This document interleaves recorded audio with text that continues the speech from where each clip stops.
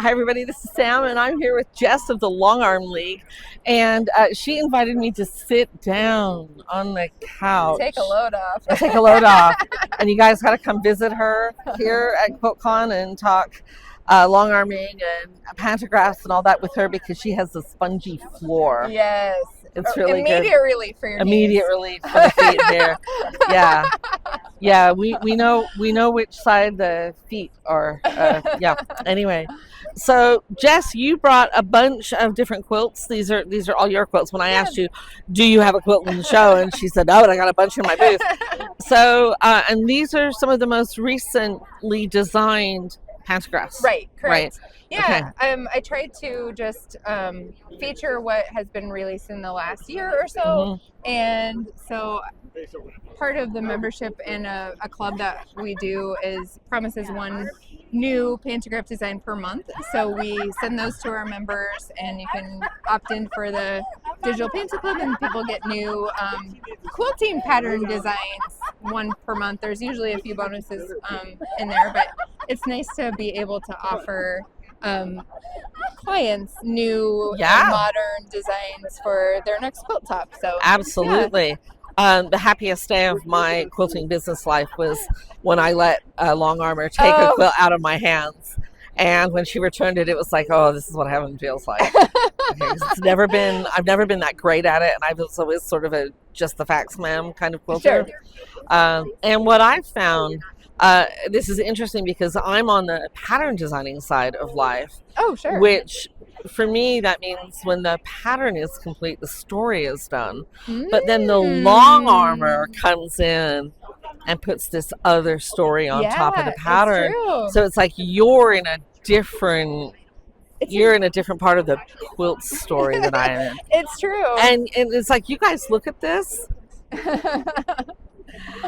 And what's interesting to me is it's like I don't see that extra story. Right. But it's your lane. And I love that there are people like you and people like me out there, because for me, I was like rushing to finish the top just so I could get to the quilting part. I know someone else like that. Yes. Because I love the dimension and the crinkle and the softness. And like you said, it's another layer of design that kind of marries with the patchwork and creates altogether a lovely story. Hopefully with a happy ending. Yeah, that is cuddling somebody. Yeah. I will say I'm not a huge crinkle person. I'm a warm and natural girl because I want that really flat lay. Oh, sure. And I use warm and white because it doesn't shrink that much. Oh, nice. So it stays super flat. But I know that I'm in the minority, and that crinkle is a very desirable quality, and it's certainly when it breaks up, and crinkle is where the snuggle happens, which is so much a part of what we make. Yeah, we make hugs. Yes, we do. And I am a big fan of like the usability. I mean, I won't really set out to do an art piece, so to speak, but I love that there are quilts all over my house, and it's just, I don't know, it feels like home to me. Since I started quilting 35 years ago, I have only ever slept under my own quilts at home. Oh, awesome. Yeah. Well, that's something to be proud of. Yeah, because I think the very first quilt that I tried to make in a proper class was of course queen size. Oh, gosh. Because, we're a beginner. We're not just going to coat the world, right?